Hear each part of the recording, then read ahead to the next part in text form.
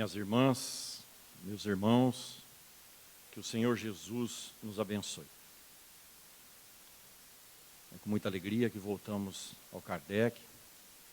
Agradeço de coração o convite que nos foi formulado, Abelinho. É sempre uma oportunidade de estudo, aprendizado. Agradeço ao Senhor Jesus pela bênção de nos permitir, a despeito de toda a nossa inferioridade, trabalhar lá na sua seara. Assim como, por dever de consciência, agradeço também a minha esposa, que tem sido o anteparo para que a gente possa trabalhar um pouquinho na seara de Jesus. O assunto de que vamos tratar hoje está refletido na tela: espírito, perispírito e corpo.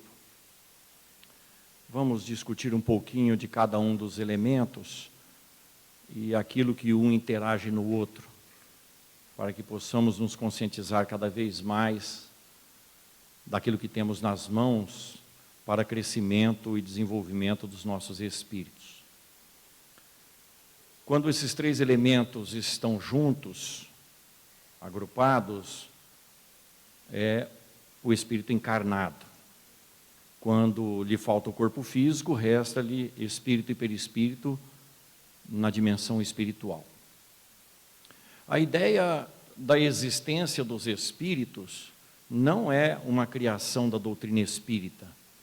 Não foi a doutrina espírita, não é Allan Kardec que traz para todos nós a noção da existência dos espíritos. Nós, seres humanos, de longa data, multimilenarmente, temos noção da vida além do corpo físico, da existência de seres extracorpóreos. Para nós, a figura dos espíritos é muito antiga e vai aparecer no Evangelho de Jesus. A doutrina espírita, evidentemente, vem sistematizar o conhecimento e nos falar acerca deste ente, o espírito, não é? Naquilo que nos interessa para alcançarmos a plenitude a qual o fatalismo divino nos direciona. No Evangelho do Senhor Jesus, nós vamos encontrá-lo no Monte Tabor, conversando com Moisés e Elias. O Senhor se transfigura, fazendo brilhar a sua luz espiritual, e conversa com Moisés e Elias. Ora, Jesus está conversando com dois espíritos altamente esclarecidos e desenvolvidos. Disse o Senhor Jesus que Elias havia sido a reencarnação de João Batista, e que João Batista era o maior de todos os espíritos até então nascidos aqui na Terra.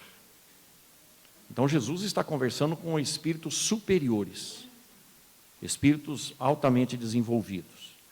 Mas as letras do Evangelho também vão trazer o Senhor conversando com espíritos que ele chamava de imundos, dado a sua inferioridade moral, nas condições de fazerem sofrer através das perseguições e obsessões espirituais. Jesus também lidava com espíritos no outro extremo, ou seja, no Evangelho a gente vai perceber facilmente que os espíritos não são todos iguais. São seres que habitam o mundo espiritual fora do mundo corpóreo, dirão a Kardec na codificação. Mas em Jesus já aparece que há uma diferença muito grande entre os espíritos indo da mais abjeta inferioridade e a maior lucidez que se possa alcançar aqui na Terra. Allan Kardec, a partir do item 100 do Livro dos Espíritos, vai discutir com os espíritos e vai deixar para nós todos como referência a escala espírita. O mestre Lyonês vai dizer que existe uma infinidade de variações entre os espíritos, mas para efeito didático e para nosso entendimento, Allan Kardec estabelece com os espíritos 10 classes de espíritos em 3 grupos. E determina as características de cada um desses espíritos, ou de cada uma dessas classes, ou de cada um desses grupos, para que fique fácil para nós outros nos identificarmos justamente na escala espiritual. Então, se quisermos saber em qual condição estamos, é só ir no Livro dos Espíritos, a partir do item número 100, dar uma estudadazinha e rapidinho a gente se conscientiza qual é a nossa condição espiritual. Mas é evidente que o Consolador, que veio falar sobre todas as coisas, não podia deixar de falar da causa primeira, que é o Espírito. Não causa primeira Deus, mas causa primeira Espírito, para que a gente possa se esclarecer. E é logo na questão 23 que Allan Kardec pergunta o que é o Espírito. E os Espíritos vão dizer que o nosso Espírito, nós, enquanto Espíritos, somos o princípio inteligente do universo, ou seja, é o ser pensante, é o ser que aprende, é o ser que ensina, é o ser que sonha, que planeja, enfim, é o ser que tem uma atividade intelectual, consequentemente uma atividade psíquica, e facilmente a gente percebe, basta olhar para nós mesmos e no panorama humano, que a inteligência é passível de ser desenvolvida. Consequentemente, o atributo inteligência do nosso espírito, ele é passível de ser desenvolvido e é mesmo uma obrigação natural nossa, desenvolvermos o nosso conhecimento. Segundo mandamento para os espíritas, no capítulo 6 do Evangelho segundo o Espiritismo: espíritas, instruí-vos, eis o segundo ensinamento. Mas Allan Kardec, na introdução do Livro dos Espíritos, vai dizer que nós temos um outro atributo, que é o atributo moral. Então, da mesma forma que a inteligência é o atributo moral, e é fácil também nós percebermos isso na escala espírita e no nosso mundo de encarnados, o quanto somos diferentes uns dos outros na questão moral. Ora, se há pessoas em condição moral melhor do que a nossa, significa que nós também poderemos atingir isso. Jesus deixou muito claro, não é? Que nós deveríamos fazer isso. De qualquer forma, Kardec quer saber o que é o Espírito, mas aí ele pergunta na questão 23A, qual é a natureza íntima do Espírito? É como se o codificador perguntasse do que ele é feito, porque ele é alguma coisa, e os Espíritos vão dizer que, embora o Espírito seja algo, ainda foge do nosso entendimento, porque não se pode dizer que ele é matéria, embora ele seja alguma coisa, e nós não temos um entendimento ainda muito avantajado para entender algo que não é matéria, porque nós ainda temos uma relação muito forte com a matéria. O Espírito é algo que ainda nos é vedado o conhecimento, e por isso Kardec não vai muito à frente a respeito da característica, vamos dizer, que palavra poderíamos usar, corporal, enquanto um ente, porque tudo que existe tem uma forma delimitada, constante, determinada, e é o que Kardec vai perguntar na questão 88 do Livro dos Espíritos. Ele quer saber se o Espírito, esse serzinho brilhante que está aqui exposto, e tem razão de ser dele estar dessa forma aqui desenhado, tanto pela doutrina espírita, quanto pelo Evangelho de Jesus. Mas vamos à resposta dos Espíritos, quando ele pergunta se o Espírito tem uma forma determinada, limitada, constante. E eles disseram o seguinte, está no Livro dos Espíritos: para nós, sim, para vocês, não. Quer dizer, os espíritos superiores, esclarecidos, conseguem enxergar o Espírito na forma como ele é, nós ainda não. Mas eles dão um termo de comparação, estabelecem um termo de comparação para que a gente possa ter uma referência aqui na Terra. E é quando os Espíritos vão completar a resposta, dizendo que, se nós quisermos, poderemos compará-lo a uma chama, a um clarão, ou uma fagulha etérea, ou seja, luz, um geradorzinho de luz, um foquinho de luz. A figura representa isso, um foco de luz. E Jesus disse algo muito interessante a respeito: vós sois a luz do mundo, fazei brilhar a vossa luz. Kardec torna a perguntar para os Espíritos: essa luz, essa chama, esse clarão, tem cor? Tem uma cor definida? Sim, respondem os Espíritos, e é de acordo com o aspecto, o desenvolvimento moral que o Espírito adquiriu. Pode ir do opaco, escuro, a brilhante como o brilho de um rubi. Ou seja, aquela escala espírita que apresenta as condições morais, vão ter refletido também na escala espírita a luz natural de cada um de nós. Cada um de nós tem uma coloração específica, particular. E ao citarmos isso, é bem capaz que algumas pessoas aqui estejam se perguntando, que cor será que é meu espírito? Se formos lá na escala espírita, facilmente a gente vai identificar a cor dos nossos espíritos. Porque lá mostra quais são as características de cada espírito. E quanto mais desenvolvido moralmente, mais iluminado ele é. Quanto menos desenvolvido moralmente, mais opaco e apagado ele é. Segundo as paixões, segundo os vícios que o espírito desenvolve aqui na Terra. Simples assim. Muito simples. O espírito é o ser inteligente do universo. Ele foi criado simples e ignorante e está destinado à perfeição. Desde o momento que somos criados até a perfeição, nós é que temos, pelo livre-arbítrio, a possibilidade de escolher o caminho com o qual nós vamos chegar na perfeição. Nosso espírito, o ser pensante. E quanto mais ele tem atividade, mais ele emite energia, seja ela escura, seja ela brilhante. Quanto mais poderoso psiquicamente, maior é o seu poder de irradiação. E nós sabemos que luz é energia ondulatória. Se é energia e é propagada por ondas, e dependendo da frequência, a cor, aonde essa frequência, essa onda chegar, vai produzir um efeito, porque é energia. Então, o nosso pensamento, a nossa atividade psíquica, vai sempre produzir um efeito, e esse efeito estará, em última instância, no objeto do nosso pensamento. Simples, mecanismo muito simples. Mas vamos seguir o nosso raciocínio. Essa questão da iluminação do espírito, da luminância do espírito, nós temos noção.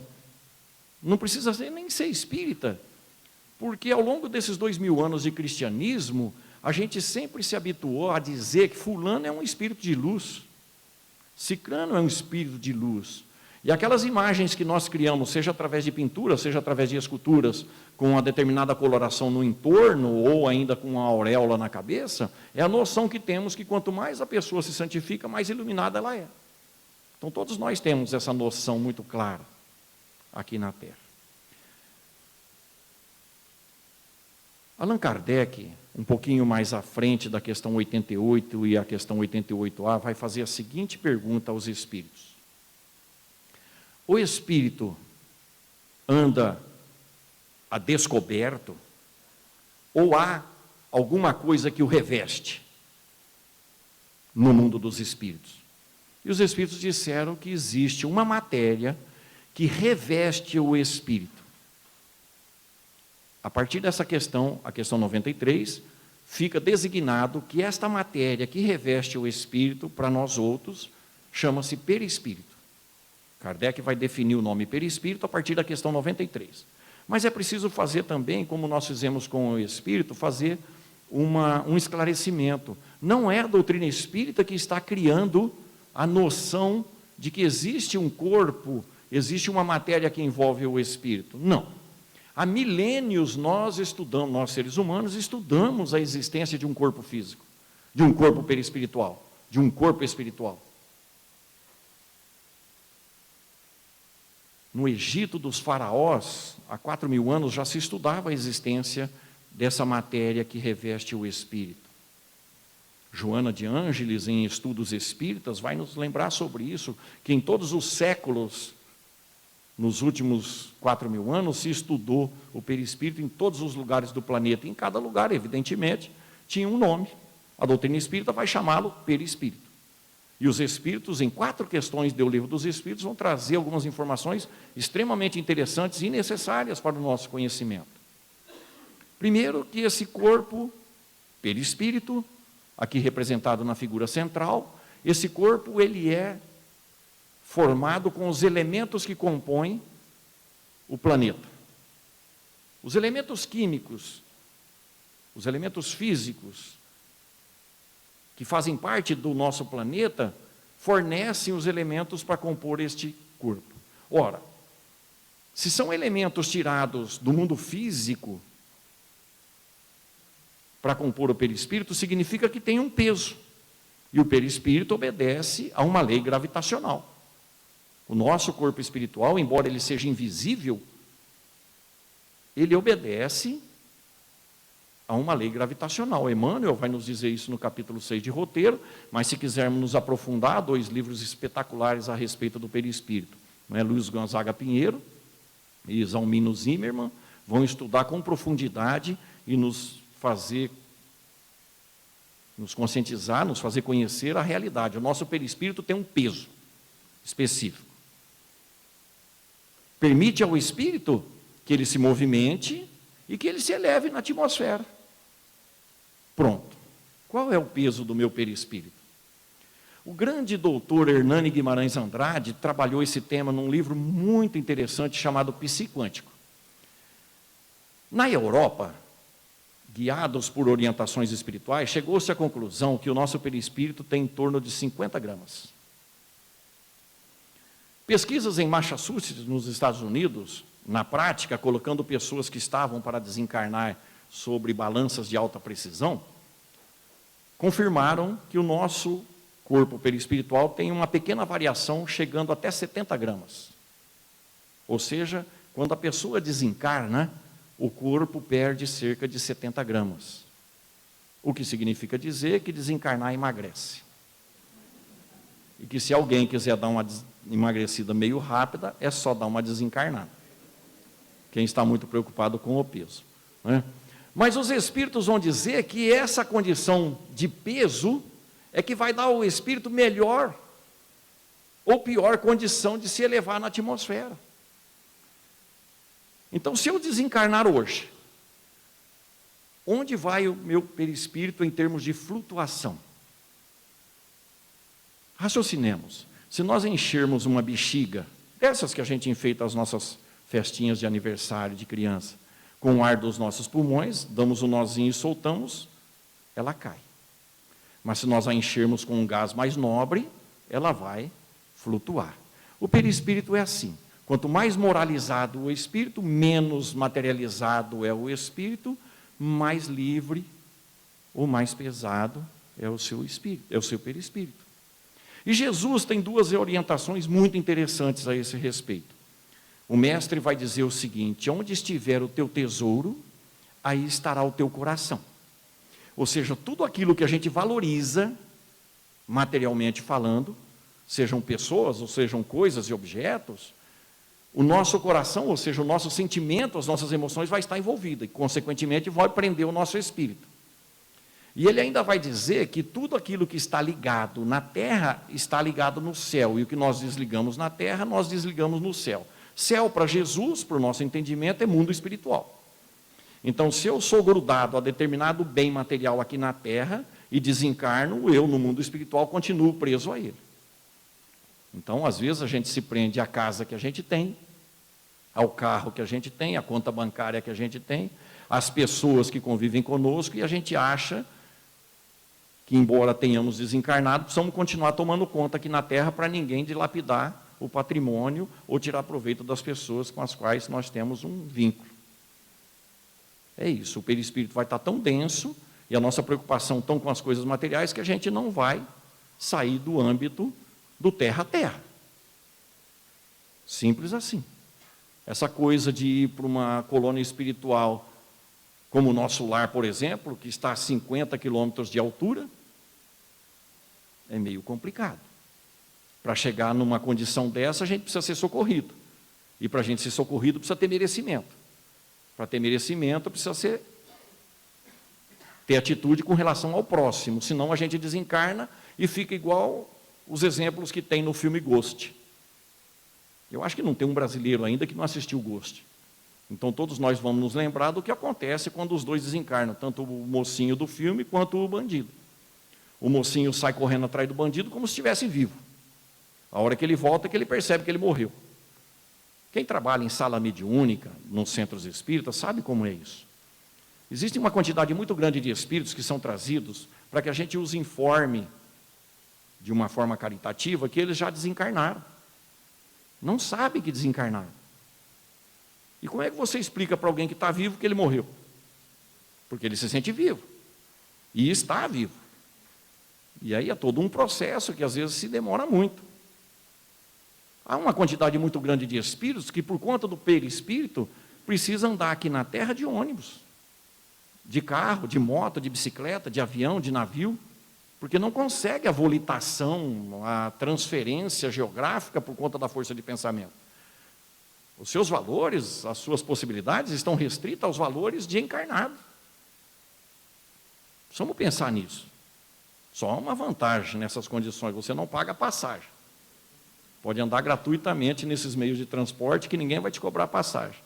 Mas é perda de tempo, porque fica-se vinculado ao mundo material, deixando de crescer rumo à espiritualidade, que é o que se espera de nós. Então, o perispírito tem um peso relativo ao desenvolvimento moral do espírito e relativo ao seu relacionamento com as coisas do mundo. E a pergunta, evidentemente, é: eu estou pronto para voltar ao mundo dos espíritos e deixar tudo quanto é questão material para trás? Vamos pensar nisso. Quem de nós sabe o dia, o mês, o ano que vai voltar para o mundo dos espíritos? Nós precisamos nos preparar. É por isso que Jesus vai dizer para nós não darmos muita importância às coisas materiais. Esta noite pode ser que se peça a nossa alma, diz o Evangelho. Não estamos falando de ninguém aqui. E tomara que não seja eu.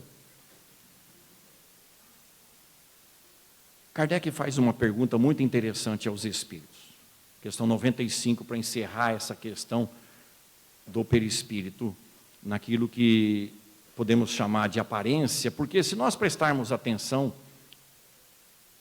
na figura, nós vamos ver que o perispírito tem algo do espírito, assim como tem algo do corpo físico. Do espírito, ele tem toda a luminescência, porque tudo aquilo que o espírito gera de energia inunda o perispírito. E do corpo físico, ele tem a aparência física. E ele tem essa aparência física por conta do costume que nós temos, multimilenar, de milhões de anos, de desenvolvimento biológico, é a imagem que fica circunscrita ao nosso entendimento. Na questão 95 do Livro dos Espíritos, Allan Kardec pergunta qual é a forma que o perispírito tem. E os espíritos vão dizer que é a forma que o espírito acha mais conveniente. É de acordo com a sua natureza psíquica. Ora, se existe um corpo perispiritual, esse corpo perispiritual, então ele tem uma forma adequada ao conhecimento que o espírito tem, ao psiquismo do espírito com seus valores. Ora, mas se existe um revestimento, significa dizer que a gente não enxerga espírito, a gente enxerga perispírito. Então, quando alguém tem a oportunidade de ver uma determinada entidade, ele não está vendo o espírito. Eu vi o espírito da minha avó. Não, nós não vemos o espírito da vovó ou de ninguém mais. Nós vemos o perispírito, que traz a imagem que a vovó tinha aqui na Terra para que a gente possa reconhecê-lo. É muito plástico o perispírito, muito plástico. Há uns 20 anos atrás, nós passamos por uma experiência muito interessante lá no Franciscano de Xavier. Uma menina da evangelização, à época ela tinha uns 10 anos de idade, e ela chegou meio quietinha naquele dia da evangelização, e no fim ela nos chamou em particular: tio, eu queria conversar um negócio com você. Eu falei: pois não, minha filha. Ô tio, todas as noites, essas últimas noites, à hora de ir dormir, eu tenho visto um espírito sentado nos pés da minha cama. Eu falei: você tem visto um espírito sentado? Sim. Mas você sabe o que ele quer? Ele já falou? Você já perguntou, mesmo que mentalmente, não é? Eu falei: não. Ele fica ali sentado, eu fico observando ele, e ela muito calma, muito tranquila, para uma criança de 10 anos, todas as noites vê um espírito sentado na cama, né? Eu já comecei a admirar a facilidade com que ela estava lidando com aquilo, a tranquilidade. Não, tio, eu ainda não perguntei, ele também não fala nada, eu não sinto, não percebo, mas eu vejo ele. E como é que ele é? Eu acho que eu não devia ter perguntado isso, mas serve para os nossos estudos, evidentemente. Tio, ele tem a forma de uma pessoa adulta, ele é peludo por inteiro e é negro como um carvão.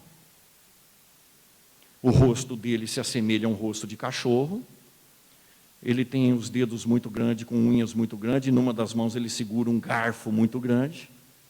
Os pés dele são pés iguais de cabrito, e ele tem um rabo. Ela naquela tranquilidade toda, e eu querendo sair correndo. Com toda a experiência que a gente já tinha. Falei, minha filha, foi ler desse jeito, tio. E ele não fala nada, nada, tio. Ele fica sentado e eu... Bem, orientamos para que ela fizesse prece pela casa, por ela, pelo anjo da guarda dela, pela entidade. Colocamos o nome da família toda no caderno de preces. Mas uma coisa nos veio ao raciocínio: ela não tinha medo, porque aquele espírito não tinha nada com ela. Não tinha nenhuma relação com ela, ela estava tendo tão somente uma vidência espiritual. Evidentemente, para aquele espírito fazer pouso na casa dela, e era um lar meio desajustado, se é que podemos dizer isso, alguém estava mantendo aquele espírito ali dentro, pela atração vibratória, pela viciação, pela condição espiritual. Mas a pergunta que nós poderíamos fazer é: ele foi criado daquele jeito? Não, ele é um espírito. E por que ele tem aquela aparência à época, e tomara que não tenha mais? Porque é a forma como ele quer ser visto, temido, é a forma como ele quer se impor, é a forma como ele quer ser conhecido. O dia que ele se evangelizar, se é que já não fez isso, ele vai, evidentemente, voltar a uma condição natural, humana. O perispírito tem essa facilidade de ser moldado pelos interesses e os valores do ser pensante. Mas o perispírito terá outras atribuições ainda.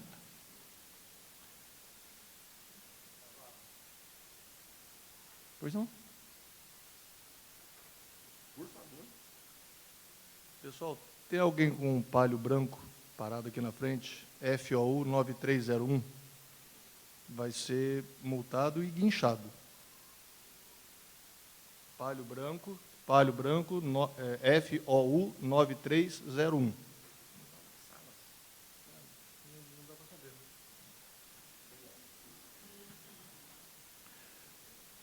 Tem outras funções ainda, o perispírito. Jesus tocou no assunto, o Evangelho toca no assunto e a doutrina espírita vai explicar. Vamos começar então pelo Evangelho do Senhor Jesus. Um rapaz, diz o Evangelho, aos 18 anos e cego de nascença, pede para ser curado por Jesus. E Jesus o cura, fazendo um barro com a saliva e passando-lhe nos olhos, pede para que ele se lave no tanque de Siloé, e ele passa a ficar com as vistas já normalizadas e começa a enxergar. Os apóstolos chegaram em Jesus e fizeram o seguinte questionamento: Senhor, quem foi que pecou para ele nascer cego? Foi ele ou foram os pais dele? Bem, primeira conclusão: o pecado, o erro moral, impacta em consequências no corpo físico. Senão os apóstolos não perguntavam quem foi que pecou para ele nascer cego. Eles já sabiam que o erro moral cometido pelo ser pensante impacta no corpo físico. Segundo, quando ele pecou, se ele nasceu cego? Em outras vidas. Então eles também tinham noção da reencarnação. Senão, não tem razão de ser. Nasceu cego, por que pergunta quem foi que pecou? Foi ele? A reencarnação. E Jesus vai dizer que não foi ele nem os pais, mas aconteceu assim para que Jesus fizesse as obras que precisava ser feitas, segundo estava previsto. Mas por que eles perguntaram sobre o erro dos pais? Por conta do primeiro mandamento de Moisés, que nos apresenta um Deus rigoroso que pune na terceira e na quarta geração os erros cometidos. Ora, nós poderíamos perguntar: é justo que meu neto e meu bisneto sofram pelos erros que eu cometi? Não. Está aí embutido também a reencarnação. Eu erro, não dá tempo de voltar na segunda geração, mas dá tempo de voltar na terceira ou na quarta. Então o erro cometido agora, eu vou repará-lo no corpo físico, lá na terceira ou na quarta geração. Mas se aquele rapaz, e Jesus vai dizer que ele não teve nenhum pecado para ser expurgado pela cegueira, Jesus disse isso, não foi ele nem os pais que pecaram, a gente poderia perguntar, mas a cegueira é um problema muito grave, muito sério, uma dificuldade muito grande? De que forma as coisas poderiam acontecer sem que a justiça ou a bondade divina ficasse manchada? Simples, ele ter aceito vindo cego para Jesus curá-lo. Então existe um planejamento reencarnatório, sim. Existe um planejamento reencarnatório. Jesus deixou isso muito claro a Nicodemos, o doutor da lei. O Espírito sopra a vida onde ele quer. Ora, se o Espírito quer aqui, é porque aqui lhe interessa, mas tinha outras possibilidades. Então ele está planejando.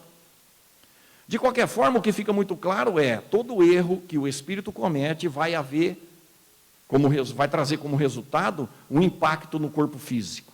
E isso fica evidente, ainda mais, quando Jesus cura o paralítico no tanque de Betesda. 38 anos paralítico, diz o Evangelho. Jesus o cura, e lá fora, Jesus o encontra, nas escadarias do templo, e diz para ele textualmente, eis que agora você está são, mas vai, e não peques mais, para que algo de pior não te aconteça. O que é que Jesus está falando para nós? Que os erros que nós cometemos haverão de impactar o nosso corpo físico. E como é que isso se dá? Via perispírito vai ensinar todos nós André Luiz em Evolução em Dois Mundos. André Luiz diz mais ou menos o seguinte: todo erro cometido pelo ser consciente cria uma nódoa, cria um foco, entre aspas, de energia menos feliz no seu corpo perispiritual, que vai ser filtrado pelo corpo físico mais cedo ou mais tarde. É bem provável, assim como a coloração do espírito, alguém esteja aqui pensando, meu Deus, então quanta coisa eu ainda tenho de mancha no meu perispírito, para ser filtrado pelo meu corpo físico, nesta e em outras encarnações. Não nos preocupemos com isso, a gente deveria se preocupar com uma outra coisa, porque não é só através da lágrima que a gente limpa o nosso perispírito. A gente também tem essa possibilidade de limpar o nosso perispírito dos erros cometidos no passado pelo suor. Pedro, o apóstolo, vai dizer isso para nós. O amor cobre uma multidão de pecados. Então, se eu tenho muitas manchas no meu perispírito, e com certeza as tenho, eu preciso trabalhar urgentemente para implantar um novo comportamento no bem, no amor, para que eu possa ir expurgando esses defeitos criados por mim mesmo. Todo bem praticado, insistentemente, conscientemente praticado, vai eliminando as manchas do nosso perispírito. Relembremos, na questão 621 do Livro dos Espíritos, os Espíritos nos esclarecem que toda a lei de Deus está na nossa consciência. Ora, a nossa consciência está no Espírito. Toda vez que nós agredimos, então, a nossa consciência, é como se nós colocássemos um fulcro escuro dentro da nossa consciência. E a energia liberada pelo Espírito encontraria nesse fulcro uma barreira, consequentemente faria uma sombra no nosso perispírito, que teria que ser limpa mais cedo ou mais tarde, porque estamos caminhando para a perfeição. Então, todo erro do Espírito fica registrado no seu perispírito. Cada um de nós. Ora, será o perispírito um dos componentes que formam o novo corpo físico? O mesmo Dr. Hernani Guimarães de Andrade vai chamá-lo de modelo organizador biológico. Aquele perispírito que se apresenta ali, ele será um dos componentes a sustentar, a dar condições para um novo corpo aqui na Terra. Há outras variantes que nós vamos discutir rapidamente. De qualquer forma, a gente já percebeu que conforme o erro que o espírito comete, ele vai deformando o seu perispírito, consequentemente ele vai impactar no seu corpo físico, externa ou internamente falando. E isso precisa ficar muito claro para todos nós. Mas, ainda uma vez, vamos raciocinar. Nós estamos gerando uma energia que inunda o nosso perispírito e vamos gerar um corpo que vai envolver todo, nosso perispírito vai envolvê-lo num todo. Toda a energia gerada pelo espírito inunda, portanto, o perispírito e inunda também o corpo físico. Então, se eu penso positivamente, eu estou dando energia positiva para o meu corpo físico. Se eu penso negativamente, eu estou bombardeando o meu corpo físico, via perispírito, com energias menos felizes. Os gregos, há mais de 2000 anos, já nos dizem, mente sã em corpo são, e com razão. Quais são os pensamentos, quais são os nossos comportamentos mentais que a gente tem mantido ao longo de nossos dias? Tudo isso vai impactar na saúde do corpo físico. Vamos mais para frente um pouquinho. Quando Jesus fala, orai pelos vossos inimigos, orai por aqueles que vos perseguem e caluniam. Então eu, enquanto espírito, resolvo orar pelo meu inimigo, gero energias positivas, de alta qualidade. Essas energias inundam o meu perispírito, inundam o meu corpo físico e vão em direção ao objeto das minhas preces. Quando eu estou rezando, então, para o meu inimigo, quem está sofrendo as consequências positivas? Sou eu. Quando eu não quero rezar pelos meus inimigos, quando eu os quero mal, desejo, não, eu não vou me vingar, a lei dos homens não permite isso, mas Deus é grande. Quem mandou fazer isso? Quem mandou fazer aquilo? Bem feito. Fica torcendo para que as coisas aconteçam de ruim. Todo pensamento gerado nesse sentido vai gerar energias correspondentes que vão bombardear o nosso corpo físico. Então, quando Jesus pede para nós orarmos pelos inimigos, é um mecanismo benéfico para nós mesmos. Não estamos fazendo favor para ninguém, estamos fazendo favor para nós. Absolutamente, é para nós. Mas olha que interessante. No livro Missionário da Luz, tem algumas informações muito importantes para o nosso conhecimento. No capítulo 12 e no capítulo 13, principalmente, traz-se a ideia para nós do planejamento reencarnatório. E no capítulo 12, André Luiz nos fala de uma mulher no mundo dos espíritos, ela está na condição feminina e está planejando a reencarnação para voltar na condição feminina.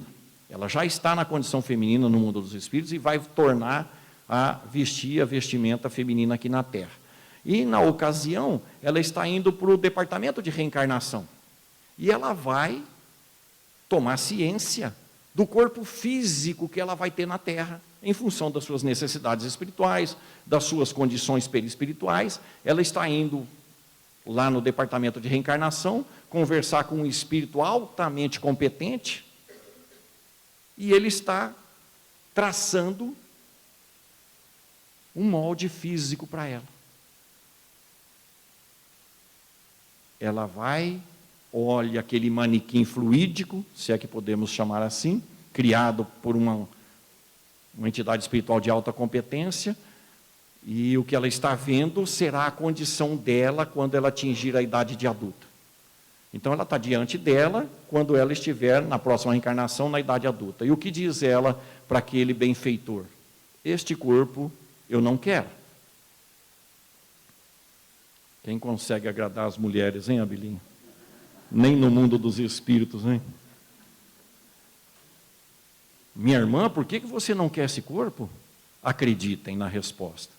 Porque está bonito demais. Aquela mulher estava reclamando e negando o corpo que ela ia ter na Terra porque estava maravilhosamente belo. Que contradição, não é? Quando reencarna, vira-se escravo da beleza, né? Ou dos mecanismos para nos tornar mais belos. Os homens não têm muita chance. Por que você não quer? Porque nas últimas reencarnações, eu fui à falência espiritual justamente porque eu tinha um corpo bonito. A vaidade e o orgulho me derrotaram. E eu não posso mais perder tempo com isso na Terra. Dá um jeito de enfeiar esse corpo, quis dizer ela. Dá uma amarrotada nele, faz alguma coisa, eu não posso voltar bonita para a Terra. Mas a pergunta é, ela não tem um perispírito, que seria o molde do corpo? Sim, mas ele não desenhou um molde lá diferente do perispírito dela? Sim. Ora, onde é que está a explicação? No mapa genético. Não só o perispírito impacta na condição física, Mas segundo as provas e as expiações do Espírito, as coisas também são determinadas pelo mapa genético, através do cromossomo que está no espermatozoide que vai atingir o óvulo. Hoje nós sabemos, através de Alexandre, o grande instrutor espiritual de Missionário da Luz, nós sabemos que o espermatozoide que tem as características genéticas mais aproximadas com o espírito, e até vibratoriamente falando, é que vão atingir o óvulo. Não é o espermatozoide mais rápido, não é o mais forte, o mais sadio que fecunda o óvulo. É o espermatozoide adequado às necessidades do espírito. E conforme é o planejamento reencarnatório, porque quanto mais esclarecido e consciente é o espírito, mais a nível de detalhe se desce no planejamento, Alexandre mostra para nós, em Missionário da Luz, que um determinado espermatozoide lá precisou sofrer um jato de energia para que ele alcançasse o óvulo o mais rápido possível. Nós não somos frutos do acaso. Dos milhões e milhões e milhões de espermatozoides, o que conseguiu é resultado das nossas necessidades espirituais. Simples assim. E as coisas vão acontecer segundo o planejamento reencarnatório traçado por nós. Agora imaginemos, você tem duas formas para fazer dois bolos. A massa é a mesma. Uma forma é aquela velha que nós temos lá em casa, toda pretejada, toda torta, amassada. O bolo sai certinho? Não sai. A outra forma, novinha, vamos usá-la pela primeira vez, o bolo sai certinho. O perispírito é mais ou menos isso.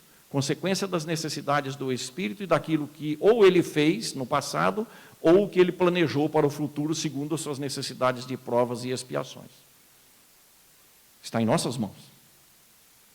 Em nossas mãos. É muito sério isso. O corpo físico, diria Jesus, é um templo do Espírito. Então ele não precisa ser endeusado, ele precisa ser respeitado. Ele não precisa ser objeto de adoração constante e extremada, como nós temos visto no mundo de hoje. Ele precisa ser tratado muito bem para que ele tenha condições de levar o Espírito até quando o Espírito planejou. E quanto mais a gente intervém no nosso corpo físico por conta da vaidade, por conta do orgulho, pior vai ficando o nosso perispírito para as próximas reencarnações. Esses dias saiu no Diário da Região que a quantidade de jovens entre 18 e 30 anos que estão buscando a cirurgia plástica para efeito de estética é um negócio absurdo em Rio Preto. Só para melhorar, pretensamente para melhorar a aparência. E a aparência é exatamente aquela que nós precisávamos ter aqui na Terra. Então o corpo é um templo, mas precisa ser muito bem tratado e não endeusado, repetindo. Neste conjunto estão todas as respostas para a nossa consciência aqui na Terra. O que é que temos feito em benefício do nosso perispírito e, consequentemente, do nosso corpo físico? O que é que temos feito do nosso cérebro, em termos de aprendizado? Porque na próxima reencarnação, eu posso receber um cérebro ainda mais potente, se eu utilizar aquilo que tenho, se eu utilizar bem aquilo que tenho agora. Mas eu posso também, como diz a questão 371 do Livro dos Espíritos, ter um cérebro menos potente, porque não usei bem o talento que recebi nesta existência, a ferramenta que recebi, não usei. E isso para todo o nosso organismo. O que é que temos feito do nosso corpo físico? Isso será refletido na reencarnação ou nas reencarnações futuras. Nós precisamos pensar nisso. Allan Kardec vai fazer uma pergunta muito curiosa aos espíritos a respeito da localização do espírito no complexo perispírito-corpo físico. São duas questões, a 146 e a 146A. Kardec pergunta o seguinte: existem algumas pessoas que são de opinião que o espírito tem um determinado lugar para ficar no corpo físico ou no perispírito. Essas pessoas têm razão? Kardec quer saber onde fica o nosso espírito. Porque nós estamos vendo aqui, por uma simples olhada, que ele tem uma dimensão física menor que o perispírito e menor que o corpo físico. Pois bem, no complexo celular, ou mesmo no perispírito, quando desencarnado, onde fica o espírito? Kardec recebe dos espíritos a seguinte resposta: não tem um lugar propriamente definido para que o espírito se localize. Porém, nas pessoas de alta condição intelectual que pensam muito, ele está mais ligado à cabeça. Nas pessoas que sentem muito, principalmente sentimentos voltados ao próximo, ele fica próximo ao coração. Bom, nessa linha de raciocínio, para efeito didático, podemos brincar com a nossa imaginação. Onde é que fica o espírito nos glutões? No estômago? Nos sexólatras? No aparelho genésico? Nas fuxiqueiras? Na língua? E nos pão duro? No bolso? Não importa onde o espírito está, mas a gente depreende que aquilo que lhe é caro, como dizia Jesus, vai situá-lo numa determinada condição. Mas nós já sabemos, como Missionário da Luz, olha, já citamos esse livro aqui, não é? Missionário da Luz está em 10º lugar, numa ampla pesquisa que foi feita entre os espíritas do Brasil, há uns tempos atrás. Ele está em 10º lugar em termos de importância para o movimento espírita. Tirando, evidentemente, a obra de Kardec, quais são os 10 livros mais importantes para a doutrina espírita? Missionário da Luz é o 10º. Dos 10 livros, 7 são de Chico Xavier, a começar, em primeiro lugar, por Nosso Lar, porque desvendou o mundo espiritual para nós todos. Missionário da Luz vai trazer para nós uma informação que acho que já tivemos oportunidade de falar aqui, mas por conta de estarmos estudando este complexo, espírito, perispírito, corpo, vale a pena relembrarmos. Alexandre, o instrutor espiritual, vai dizer para nós todos que o espírito, a mente do espírito, tem uma ligação fluídico-eletromagnética com um órgão no nosso sistema nervoso central, a epífise. É o órgão, palavras dele, espiritual no corpo físico. E que esta ligação física, físico-espiritual, entre espírito e corpo físico, algumas coisas são resultantes. Então, por exemplo, a mente do espírito, o raciocínio do espírito, a força psíquica do espírito, através da epífise, diz Alexandre, consegue ter ascendência sobre todo o seu sistema hormonal. Então, o funcionamento do meu corpo físico está sujeito à atividade mental minha. É só estudarmos um pouquinho que seja do efeito placebo, que já dá para entender, não é? Quantos de nós não têm as suas doenças curadas, achando que está tomando remédio, e em verdade são pílulas de farinha? O efeito placebo é isso. E é fato. Então nós impactamos na nossa saúde física através da epífise, ou seja, o espírito, o ser pensante, ele tem ascendência sobre o funcionamento do corpo físico. E o André Luiz vai dizer ainda que nós precisamos fazer um esforço para disciplinar o corpo físico, as células. Essa história de a carne é fraca, Kardec já dizia, a carne é fraca porque o espírito é fraco. E André Luiz vai nos dizer que nós temos um mecanismo biológico à nossa disposição para fazer as coisas funcionarem de uma forma melhor. É evidente que nós não vamos conseguir nos curar de todas as enfermidades. Nós estamos no mundo material e com uma ficha kármica relativamente pesada. Mas é preciso entender que dá para impactar positivamente no funcionamento do corpo físico a partir da atividade mental. Otimismo, boa vontade, oração, perseverança no bem, e assim sucessivamente vão impactar positivamente. E é ainda através desta glândula, que diz Alexandre, que nós encontraremos forças subconscientes para vencer os nossos mais diversos desafios aqui na Terra. O que são forças subconscientes? São aquelas forças que nós temos, mas que nós não acreditamos que temos. Aliás, a gente só acredita que os outros têm, mas a gente não tem. Não, todo espírito tem. Somos todos iguais diante de Deus. Lei de igualdade, na terceira parte do Livro dos Espíritos. Então nós precisamos ter esse entendimento. Quem gera todas as coisas e todos os efeitos é o espírito, o ser pensante, que tem um perispírito que é resultado da forma como ele pensa e que tem um corpo necessário às suas necessidades espirituais. Ora, nós não conseguimos ver naturalmente a aura das pessoas aqui na Terra. Tem pessoas que conseguem, alguns videntes ou clarividentes, mas já existe máquina para isso também, a Kirlian. Mas interessa de perto nós raciocinarmos no seguinte ponto.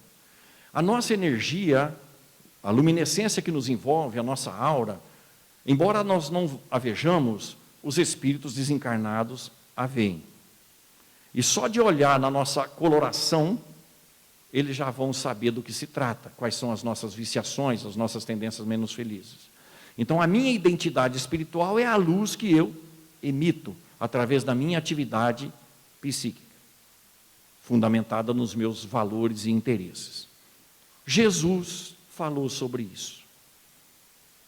Pelo menos em duas passagens, uma no capítulo 6 de Mateus, superficialmente, vamos dizer assim, sim, comparada com o capítulo 11 de São Lucas. Jesus vai dizer para nós o seguinte: a candeia do teu corpo são os teus olhos. Se os teus olhos forem bons, todo o teu corpo será luminoso. Jesus está falando há 2000 anos, que a forma como a gente enxerga a vida, o mundo, as pessoas, as circunstâncias, resultará na coloração do nosso corpo. A candeia do teu corpo são os teus olhos. Se o teu olho for bom, todo o teu corpo será luminoso, mas se o teu olho for mau, todo o teu corpo será tenebroso. Não são as luzes opacas ou brilhantes que Kardec ouve dos espíritos na questão 88? Sim. Sim. Jesus está dizendo que nós todos temos uma claridade, somos a luz do mundo, e que é preciso fazer brilhar essa luz, e aí ele nos cobra em sequência. Vê então que a luz que há em ti não sejam trevas. Ninguém vai acender a luz dos nossos espíritos, senão nós mesmos, através das nossas opiniões, das nossas decisões, das nossas ações. Uma coisa é consequência da outra. Uma coisa é consequência da outra. A responsabilidade é nossa. Vê então que a luz que há em ti não sejam trevas, disse Jesus. Nós vimos a casa espírita, a gente ouve uma palestra, tomamos o passe, saímos daqui com a nossa coloração, com a nossa aura melhorada. Aí a gente volta para a vida lá fora, e o vigiar e orar é um pouco esquecido, e amanhã, nas primeiras atividades do dia, nós já perdemos todos os benefícios da vibração que recebemos aqui, por conta da invigilância e da impermanência num nível melhor, moralmente falando, dos nossos pensamentos. A responsabilidade é nossa. Todas as respostas para os nossos espíritos, para os nossos anseios, estão no Evangelho de Jesus e na doutrina espírita. Por isso o Espírito da Verdade vai pedir para nós, depois de falar para nós amarmos, nos instruirmos, como dissemos há pouco. Nós precisamos fazer isso para tirar real proveito desse patrimônio que nós temos recebido da divindade maior, Deus, a divina providência, a causa primária de todas as coisas. A solução para os nossos problemas, Jesus e Kardec. Façamos opção, então, sempre com Jesus, mas nunca sem Kardec. Muito obrigado a todos e muita paz.